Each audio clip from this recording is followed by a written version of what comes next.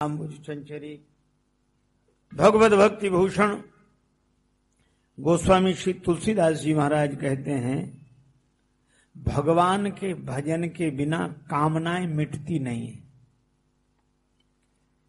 जैसे धरती के बिना वृक्ष नहीं उगता। कामना अच्छी हो या बुरी, दोनों ही दुख देने वाली है। हथकड़ी चाहे सोने की हो चाहे लोहे की, दोनों ही बांधने वाली है। जिन्हें विरक्त होने की कामना होती है उन्हें संसार दुख स्वरूप लगता है, और जिन्हें संसारी होने की कामना होती है उन्हें सन्यास दुख रूप लगता है। ये कामना तो कामना है। अच्छा देखो, तीन मार्ग हैं। एक मार्ग है सुख का, एक मार्ग है दुख का, और एक मार्ग है आनंद का। बड़ी सरल बात है। ये ऐसा विचित्र संसार है कि अगर सुख के स्टेशन से हम यात्रा आरंभ करें तो उसका अंतिम स्टेशन दुख होगा, और अगर हम दुख के स्टेशन से यात्रा शुरू करें तो उसका अंतिम स्टेशन सुख होगा।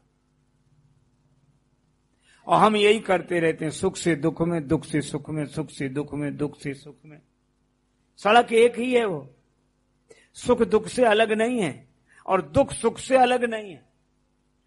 जैसे उदाहरण मैं दूं, किसी को रोखी रोटी खाने को मिले, बिना नमक की उबली सब्जी खाने को मिले, उससे पूछो कितना दुख है। वो कहता बता, यह खाने की चीज है कोई? उबली रोटी, बिना उबली सब्जी, बिना नमक की रोटी, बिना घी की, ऐसी शुरू करो। दुख है। लेकिन आप देखना, ये दुख से यात्रा शुरू हो रही है, पर सुख क्या होगा? ये जो इस तरह का दुखपूर्ण भले ही भोजन शुरू करे, पर सुख इसे ये मिलेगा, ना इसे ब्लड प्रेशर होगा, ना डायबिटीज होगी, कोई रोग ही नहीं होगा।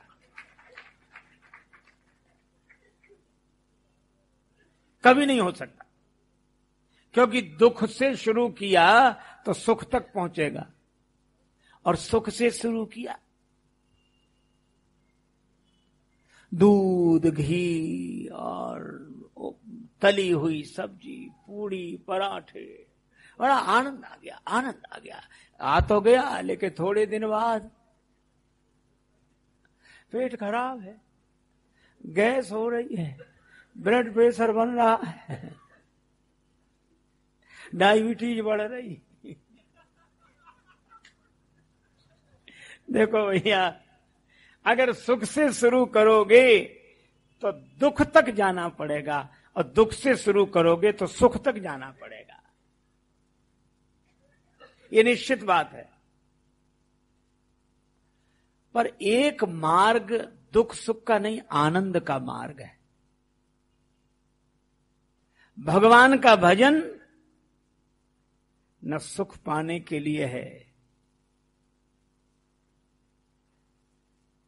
सुख पाने के लिए नहीं है भगवान का भजन। ये सुख दुख से पार जाने के लिए है। अब हम न सुखी रहे न दुखी रहे। देखो एक बात है, जैसे ही हम कहते हैं कि सुखी हैं तो निश्चित समझो कि अभी हैं, फिर दुखी होंगे। और कोई कहे कि हम दुखी हैं तो निश्चित समझो बाद में सुखी होगा। पर जो भगवान का भजन करते हैं वे सुख दुख दोनों से पार हो जाते हैं, वे आनंद में रहते हैं। देखो, पर इस आनंद की यात्रा शुरू कैसे हो? बिनु सत्संग विवेक न होई,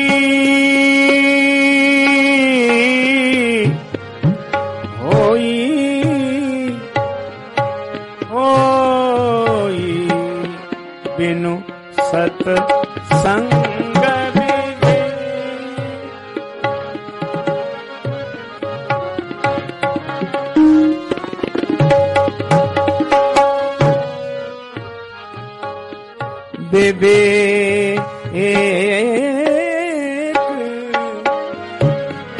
न होई बिनु सत संग विवेक विवेक विवेक बिना सत्संग के विवेक नहीं होता है। अब यहां बड़ी अच्छी बात कही, ये नहीं कहा कि बिना पुस्तक पढ़े, बिना कोई धर्म ग्रंथ पढ़े विवेक नहीं होता। अरे नहीं भाई, पुस्तक महत्वपूर्ण है, इसमें कोई संदेह नहीं, लेकिन पुस्तक कभी उस तक नहीं पहुंचा सकती। मैं पुस्तकों को प्रणाम करके ये बात कह रहा हूं, आप इसका अन्यथा मत लेना। पुस्तक उस तक नहीं पहुंचा सकती, पुस्तक तो पुस्तक है, पुस्तक उस दिशा में धक्का देती है कि आगे बढ़ो आगे बढ़ो। पर यहां कहा गया बिनु सत्संग विवेक न होई। लेकिन फिर एक बात कही जाएगी, लोग यही कहेंगे कि पुस्तक के बारे में ऐसी भर्त्सना कर रहे हो और पुस्तक की ही तो बात कह रहे हो।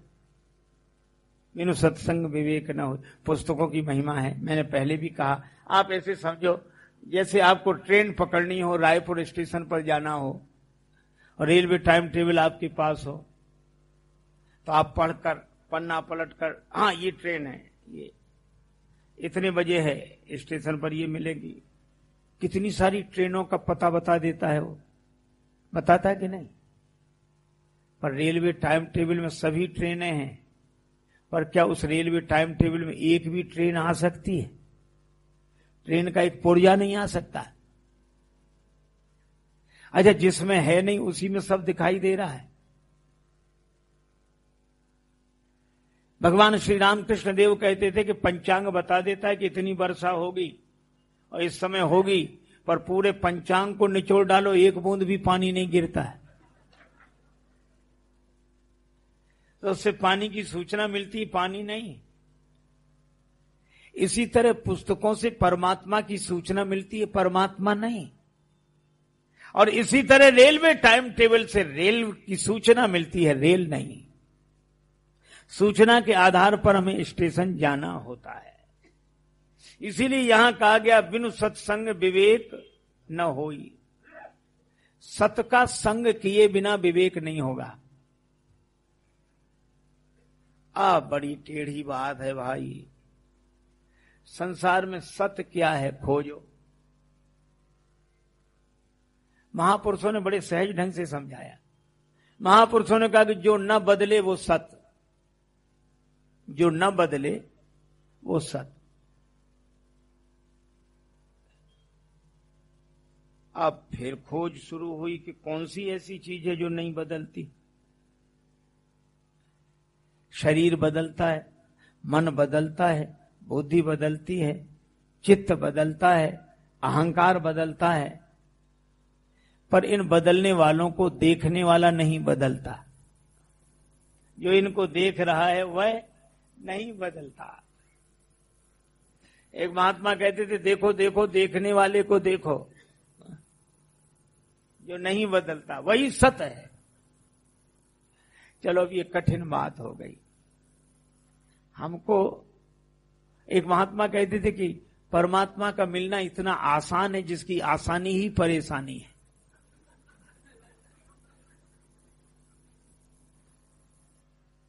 अच्छा देखो कैसी अजीब बात है, हमको जो है वो नहीं दिखता और जो दिखता है वो है नहीं। हम कमरे में रहते हैं, किवाड़ सबको दिखते हैं कि नहीं? किवाड़ बंद कर दो, किवाड़ खोल दो। हम आए थे, आपके किवाड़ खुले नहीं थे, तो किवाड़ सबको दिखते हैं कि नहीं?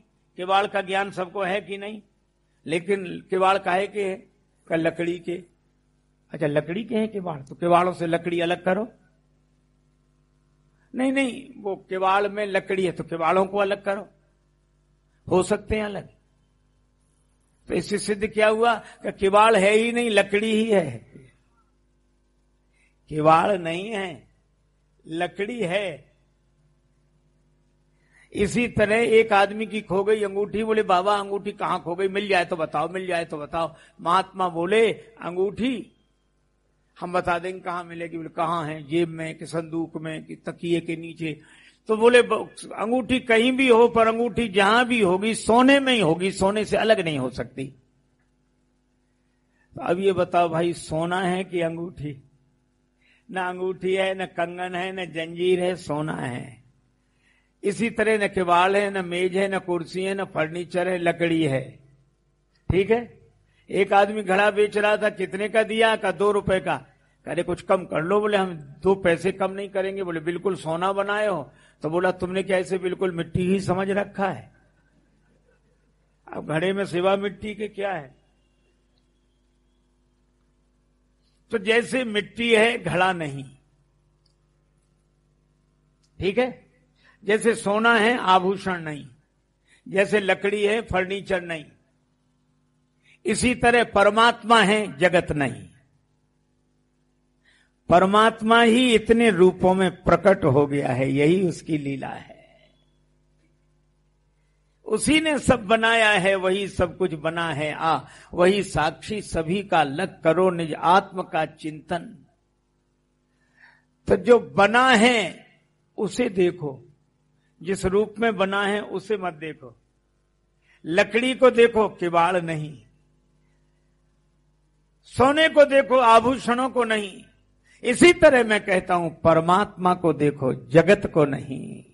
इसी को तुलसीदास जी कहते हैं, सिया राम मैं सब जग जानी, सिया राम मैं सब जग जानी, करऊं प्रणाम जोरी जुग पानी, करऊं प्रणाम जोरी जुग पानी, करऊं प्रणाम जोरी जुग पानी, करऊं प्रणाम जोरी जुग पानी, करऊं प्रणाम जोरी जुग पानी, करऊं प्रणाम जोरी जुग पानी। देखो भाई, उस सत स्वरूप परमात्मा को स्वीकार करना।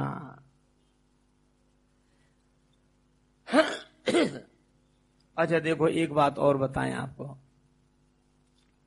ये इतने तत्व का निर्णय किया जाए, तत्व का निरूपण किया जाए, पर हमारे दिमाग में बैठती नहीं बात। हमारे मध्य प्रदेश में एक शहर है होशंगाबाद, वहां महाराज एक बार वेदांत सम्मेलन हुआ। बड़े बड़े विद्वान, आदि शंकराचार्य जी की विचारधारा प्रस्तुत करने वाले, वल्लभाचार्य जी महाराज की विचारधारा प्रस्तुत करने वाले, श्री रामानुजाचार्य जी महाराज की विचारधारा प्रस्तुत करने वाले, और अद्वैतवाद, शुद्धाद्वैतवाद, विशिष्टाद्वैतवाद, बड़े बड़े विद्वान इकट्ठे। और तीनों ने जो उखाड़ पछाड़ मचाई, उन्होंने अपने ढंग से निरूपण, उन्होंने अपने ढंग से। 3 दिन सम्मेलन चला। तीसरे दिन वो विद्वान जिसके घर ठहरे थे जाने लगे, तो उससे बोले कि भैया 3 दिन वेदांत सम्मेलन हुआ, सबने अपने अपने मत की स्थापना की, तुम्हें कौन सा मत समझ में आया? अद्वैतवाद, शुद्धाद्वैतवाद कि विशिष्टाद्वैतवाद? वो आदमी हाथ जोड़ के बोला, बोले महाराज क्षमा करो, बुरा मत मानना। बोले नहीं नहीं बोलो। बोले हमें तो हमारा होशंगाबाद ही समझ में आता, और ये एक भी नहीं आते समझ। अब बड़ी कठिनाई। तो संतों ने सरलता से एक उपाय बताया, एक, और उसे हमें कहने की जरूरत नहीं, आप सब लोग कहते हो। हाँ? जब कोई मर जाए और 4 लोग उसे कंधे पे लेके जाते हैं, तब क्या बोलते हो? राम नाम बोलते हैं। तो ये बात सही तो होगी कि झूठ बोलते हो?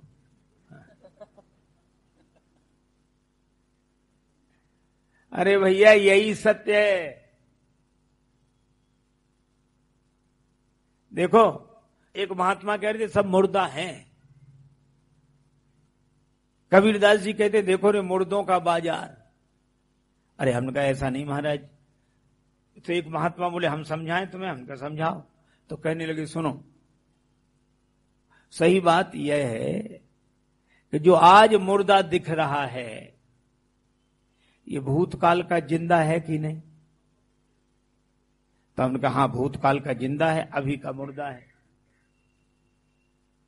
और बोले जो इसे ले जा रहे हैं वो अभी के जिंदा हैं, भविष्य के मुर्दा हैं कि नहीं? बोले हाँ, भविष्य के तो मुर्दा हैं। अरे बोले सीधी सी बात है, मुर्दा ही मुर्दा को ले जा रहे हैं, भविष्य के मुर्दे वर्तमान के मुर्दे को ले जा रहे हैं। जीवन की गाड़ी चली जा रही है, भजन सुना था, उतरने की मंजिल करीब आ रही है। तो मैं आपसे चर्चा कर रहा हूं कि न हम सत्य न आप सत्य, न वर्तमान के सत्य न भविष्य के सत्य, पर इनमें राम नाम सत्य है? चलो आपने ताली बजा दी, हम समझ गए कि राम नाम सत्य है।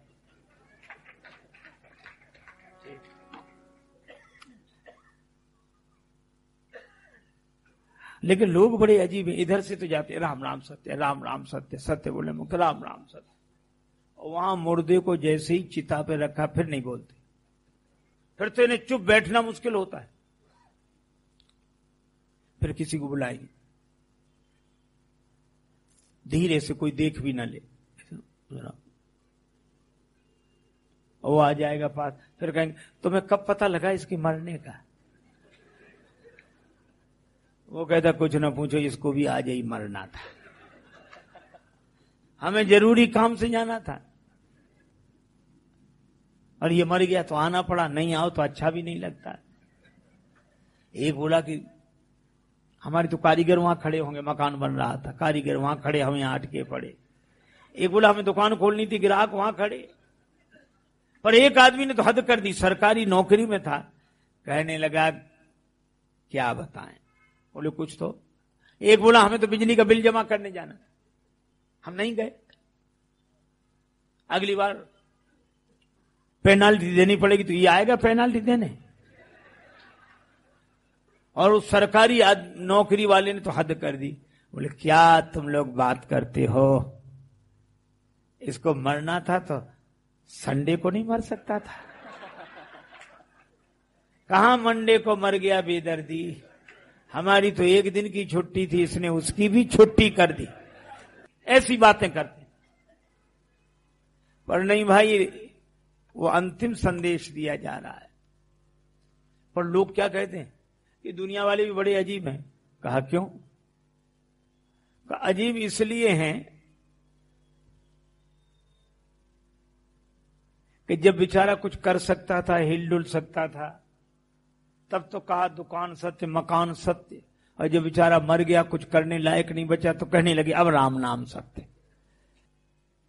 ये उसके ही लिए नहीं है, ये अपने लिए भी है। तो राम नाम सत्य है। अब बिनु सत्संग विवेक न होई, इस सत्य से हमारा संग जुड़ जाए। संग समझ गए? संग संस्कृत का शब्द है। संगात संजायते कामः, कामात क्रोधो भी जायते, श्रीमद् भगवद गीता में कहा। संग, संग माने आसक्ति। देखो आपने दो शब्द सुने होंगे, संग साथ। हम तो उनके संग साथ, वे हमारे संगी साथी। जब लेकिन दोनों का एक अर्थ नहीं है। तन से किसी के पास रहना साथ रहना है, और मन से किसी के पास रहना संग रहना है। संग माने आसक्ति, संग त्यजति कहा है। निर्माण मोह जित संग दोषा। संग कहते हैं आसक्ति, व्यसन, जिसके बिना हम रह ना सकें। तो सत्संग का अर्थ क्या हुआ कि हमारा राम नाम से ऐसा संग जुड़ जाए कि हम राम नाम लिए बिना रह ना सकें। और जब राम राम राम राम राम राम राम राम राम राम राम स्मरण करेंगे तो बिनु सत्संग विवेक होई संग विवेक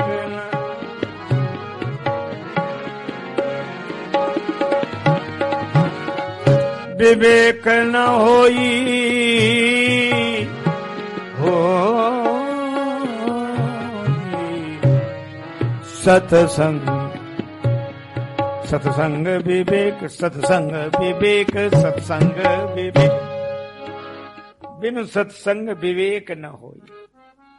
जब आप निरंतर राम राम राम राम राम राम राम राम करेंगे तो विवेक की उत्पत्ति हो जाएगी। और विवेक किसे कहते हैं? सद असद विवेचनी बुद्धि ही विवेकवती होती है। ये सत्य ये असत्य है, ऐसा विवेचन करने वाली बुद्धि उत्पन्न हो जाती है। और ऐसा विवेक उत्पन्न होने पर, राम नाम सत्य से संग होने पर हम विवेकवान हो जाते हैं। इसका अर्थ है कि भजन से ही सच्चा विवेक जागृत होता है। भजन से आप कहेंगे भजन से कैसे? आप ऐसे सोचो जैसे हम हैं, हमने ये कपड़ा रंगा लिया अथवा रंगा रंगाया मिल गया है? और आपने देखा होगा कुंभकार घड़े को आग में डालता है, कच्चा मिट्टी का घड़ा घड़कर बनाकर आग में डालता है, और जब आग से घड़ा पककर निकलता है उसे कहीं रंगने भेजना पड़ता है। वो आग का दिया हुआ रंग है। इसी तरह जब कोई भगवान नाम स्मरण करते हुए भजन करता है तो वह तपस्या की अग्नि का दिया हुआ रंग है। संत श्री कबीरदास जी इसी रंग के लिए कहते हैं, मन न रंगाए रंगाए जोगी कपड़ा, मन न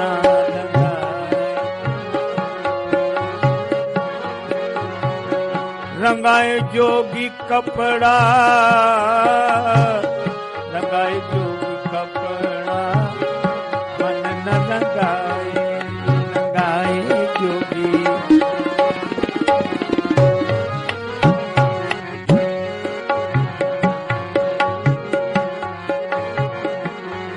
मन न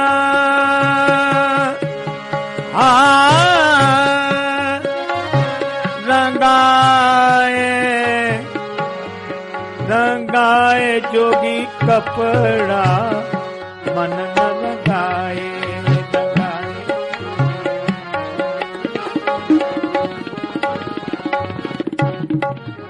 कपड़ा मन न रंगावे मन रंग जाए। ये रंगेगा कैसे? एक ही ढंग है, आप तो सब छोड़कर राम राम राम राम राम राम राम राम करो। ये सुख दुख से पार ले जाने वाला मार्ग है। लेकिन एक बड़ी समस्या, एक सज्जन कह रहे थे कि हमें भगवान की कथा मीठी नहीं लगती और कीर्तन में मन नहीं लगता। अब बताओ क्या करें? अच्छा, हम में से बहुत से लोगों को कीर्तन अच्छा ही नहीं लगता। हो भी रहा हो, अजय बड़ा अच्छा, चलो वहां बैठे। कीर्तन में मन नहीं लगता। अच्छा, जब कीर्तन में मन हमारा नहीं लगता तो महात्माओं का क्यों लगता है? या तो किसी का न लगे, पर साधुओं का लगता है, हमारा नहीं लगता। आपको कभी बुखार आया? आया होगा तो आपको अनुभव होगा, नहीं आया होगा तो जिन्हें आया होगा उनको देखकर अनुभव मिला होगा। भयंकर बुखार आ जाए, वैद्य दवा दे दे, बुखार तो उतर जाए, उल्टी हो जाए, दस्त पित्त निकल जाए, तो बुखार तो उतर गया है ना। लेकिन मुंह का स्वाद जो बिगड़ा, अब कुछ अच्छा नहीं लगता। मिश्री मीठी नहीं लगती, कहते नींबू गरम करो, नमक डालो, थोड़ा थोड़ा ले, धीरे धीरे ठीक हो जाएगा। इतना क्रोध आता है उस समय भोजन करने वालों को, जब मुंह का स्वाद ठीक नहीं होता। अच्छा बोलो, ये होता है खराब कि नहीं? होगा। मैं भी आपसे कहता हूं, हम लोगों का पाप का बुखार तो उतर गया, पाप का बुखार उतर गया। अगर पाप का बुखार न उतरा होता तो यहां आके बैठती कैसे? ये सिद्ध करता है कि पाप का बुखार उतर गया। लेकिन कथा कीर्तन अच्छे नहीं लगते। क्यों? पाप का बुखार तो उतर गया, लेकिन पित्त की गर्मी से जो मुंह खराब है, पाप के बुखार उतर जाने के बाद भी जो मन खराब है, अब कुछ मीठा नहीं लगता। तो वैद्य क्या कहते हैं? वैद्य कहते हैं कि मिश्री ही खाओ। अरे मीठी नहीं लगती महाराज, कोई सर स्वाद नहीं इसमें। बोले न लगने दो, तुम तो खाते जाओ। और मिश्री खाते रहोगे तो मिश्री ही तुम्हारे पित्त की गर्मी को शांत कर देगी और मीठी लगने लगेगी। मैं भी आपसे कहता हूं, आप तो राम नाम लेते जाओ, लेते जाओ, लेते जाओ। ये राम नाम ही पाप की गर्मी को शांत करके आपको मीठा लगने लगेगा।